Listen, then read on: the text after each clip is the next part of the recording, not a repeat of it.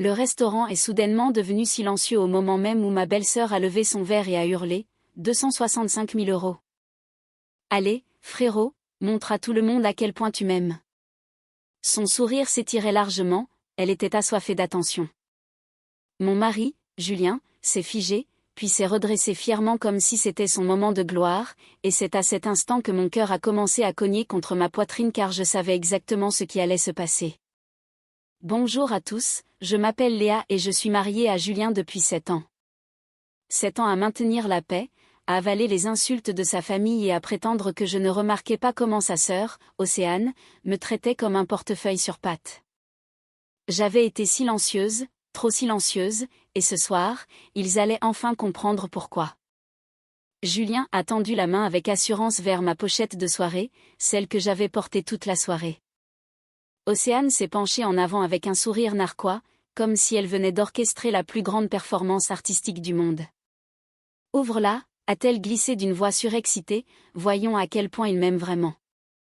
Il a sorti la carte bancaire, ignorant que je l'avais échangée quelques heures plus tôt, ignorant quel message était désormais lié à son prétendu grand geste, et ignorant que le restaurant entier était à quelques secondes de voir notre mariage parfait se briser comme du verre. Julien a glissé la carte dans le terminal de paiement, l'écran a clignoté, puis le processus a commencé. La machine a émis un bip strident, assez fort pour que les tables voisines se retournent. Julien a froncé les sourcils, a retiré la carte et a réessayé en appuyant plus fort sur les boutons cette fois-ci, comme si la force pouvait changer le destin. Océane a poussé un soupir théâtral. « Oh, allez, Julien, ne t'affiche pas, paix, c'est seulement 265 000. » Ce mot, seulement, avait été son arme pendant des années. Laissez-moi vous ramener un peu en arrière. Depuis le jour où j'ai épousé Julien, sa sœur a décidé que mes revenus faisaient partie de son héritage personnel. Un nouveau sac de créateur? Léa paiera. Un voyage d'anniversaire à Saint-Tropez? Léa a des miles. Des pertes dans son entreprise? Léa peut éponger. Et Julien me disait toujours, c'est ma sœur, chérie, c'est temporaire. Sauf que le temporaire avait duré 7 ans. Je les ai soutenus à travers les dettes, les drames et les catastrophes, alors qu'ils me remboursaient avec un sentiment de supériorité et un dégoût à peine voilé. Ce soir, ils pensaient que j'étais là pour financer un autre spectacle de vanité d'Océane, mais cette fois, j'avais décidé que je ne serais plus leur banque, je serais leur signal d'alarme. Le terminal a clignoté de nouveau, avec un bip encore plus agressif, paiement refusé. Un léger murmure de surprise a parcouru la salle. Le visage de Julien s'est vidé de son sang, le sourire d'Océane a tressailli. Réessaie, a-t-elle sifflé, elle a largement assez d'argent là-dedans. Julien s'est tourné lentement vers moi. Léa, qu'est-ce qui se passe? J'ai simplement croisé les mains sur mes genoux, calmement. La voix de Julien est devenue plus tranchante. Léa, donne-moi l'autre carte, la carte noire. Les lumières de la salle semblaient soudain plus chaudes, tous les regards étaient braqués sur nous. Océane a croisé les bras assez fort pour que la moitié de la salle entende. Je t'avais dit qu'elle devenait radine, depuis qu'elle t'a épousé, elle se croit au-dessus de nous. Je n'ai pas bronché parce que pour la première fois en 7 ans, je n'avais pas peur des conséquences. Julien, ai-je dit doucement, il n'y a pas d'autre carte. Sa mâchoire s'est contractée, qu'est-ce que tu veux dire? Tu apportes toujours la carte de secours. C'était avant, ai-je répondu, avant qu'Océane n'exige que je finance son week-end spa de luxe, avant que Julien n'utilise mes économies pour couvrir les mauvais investissements de sa sœur, avant que vous ne me traitiez tous les deux comme une fontaine personnelle de cash illimité. Qu'est-ce que tu as fait? A chuchoté Julien, la panique perçant dans sa voix. Océane s'est penchée vers moi. Oh, s'il te plaît, elle a probablement bloqué la transaction, elle déteste quand tu dépenses pour moi. J'ai tourné la tête et je l'ai regardé droit dans les yeux, sans colère, sans émotion, juste fatigué. Océane, je ne l'ai pas bloqué. La salle est devenue encore plus silencieuse. Julien a dégluti difficilement, alors pourquoi est-elle refusée? Parce que j'avais attendu ce moment précis, leur arrogance, leur sentiment que tout leur était dû, leur attente que je répare tout. J'ai levé mon verre et j'ai parlé clairement, parce que cette carte n'est plus active. Un murmure a balayé les tables. Julien a cligné des yeux. Quoi? Océane a ricané. Comment ça, pas active? Où est la vraie carte? J'ai laissé échapper un lent soupir. Demande à ton mari. Et c'est à ce moment-là que son visage s'est complètement décomposé. La pomme d'Adam de Julien a tressailli alors que chaque paire d'yeux dans ce restaurant chic se fixait sur lui. Julien, la voix d'Océane s'est durcie. Pourquoi elle dit ça? Où est la vraie carte? Ne me dis pas que tu l'as oubliée. Il n'a pas répondu, il ne pouvait pas, car il savait exactement ce que je voulais dire. Je me suis adossée à ma chaise, sentant le lin frais de la nappe sous mes paumes. Tu veux lui dire, Julien? Où est-ce que je dois le faire? Ses lèvres se sont entr'ouvertes, mais aucun son n'est sorti, je ne l'avais jamais vue aussi pâle. Alors j'ai continué, d'une voix calme, mesurée et dévastatrice. La vraie carte a été clôturée il y a 3 jours par mes soins, parce que le compte auquel elle était liée. J'ai fait une pause, laissant le silence s'étirer, laissant la vérité devenir assez tranchante pour blesser toute la tablée. N'était plus le nôtre. C'était le mien. Légalement, totalement, définitivement. Un cri d'étonnement collectif a retenti. La chaise d'Océane a grincé contre le sol alors qu'elle se levait. De quoi tu parles? Julien, dit quelque chose. Il ressemblait à un homme qui se noie sans aucun rivage en vue. J'ai soutenu son regard. Ton frère a vidé ce compte le mois dernier, discrètement, sans me le dire. Son plan de génie était de te prêter cet argent pour que tu puisses agrandir ta boutique de mode. J'ai penché la tête, sauf qu'il ne savait pas que j'avais vu le virement. Le visage d'Océane est devenu d'un rouge violent. Tu mens. J'ai souri, un petit sourire fatigué mais terrifiant. Non, ma puce, je ne fais que commencer. Et c'est exactement à cet instant que le directeur du restaurant s'est approché de notre table.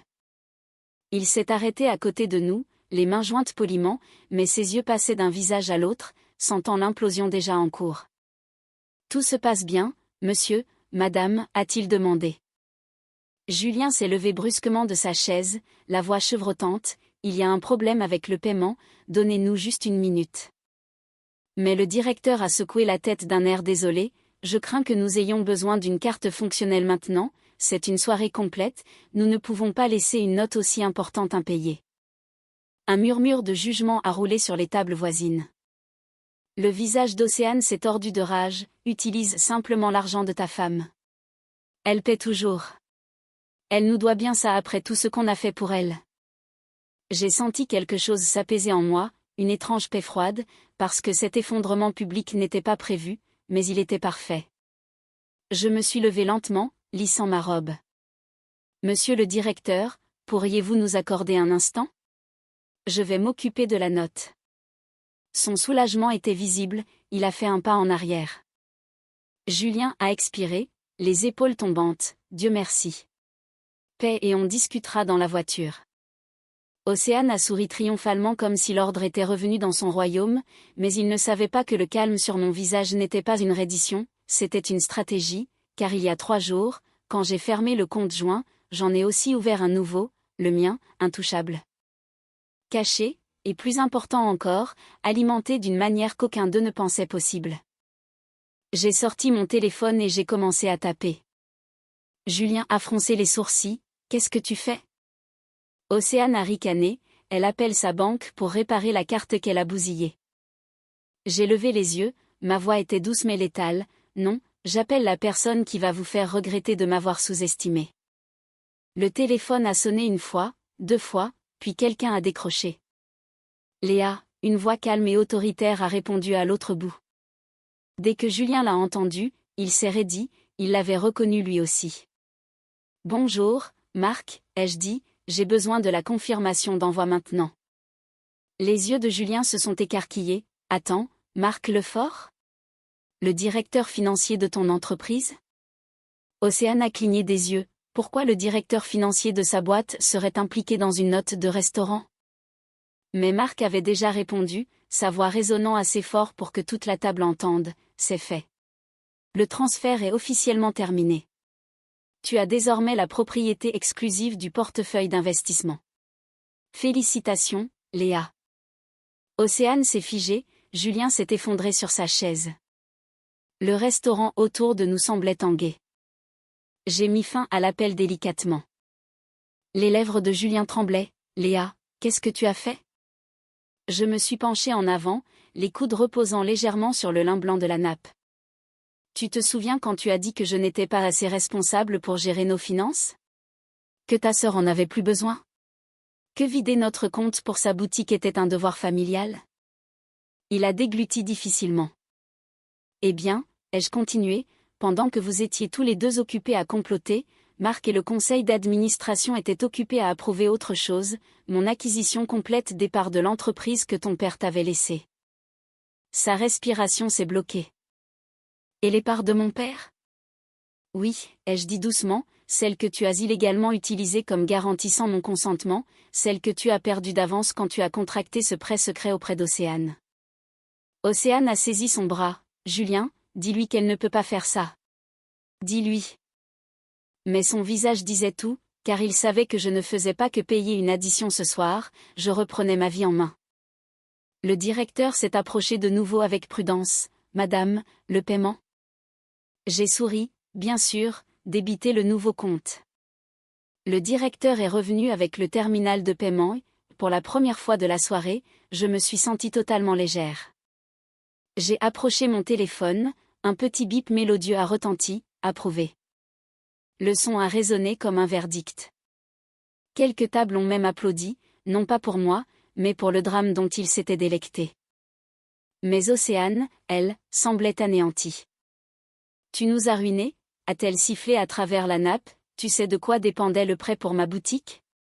Tu sais ce que les investisseurs feront quand ils l'apprendront ? » « Oh, ils le savent déjà », ai-je coupé gentiment. Marc a envoyé le rapport à tous les partenaires il y a 10 minutes. Son visage a perdu toute couleur. Julien n'était plus en colère, il était terrifié. « Léa, a-t-il chuchoté, s'il te plaît, on peut arranger ça. Je l'ai fait seulement parce que j'avais confiance dans le plan d'Océane, elle a dit que l'expansion de la boutique doublerait notre argent, tu sais comment elle s'emballe. »« Ne me rejette pas la faute, » a hurlé Océane. « Tu as utilisé les parts de ton père. Tu m'as dit que Léa n'avait pas besoin de savoir. » Un silence de plomb s'est installé entre eux.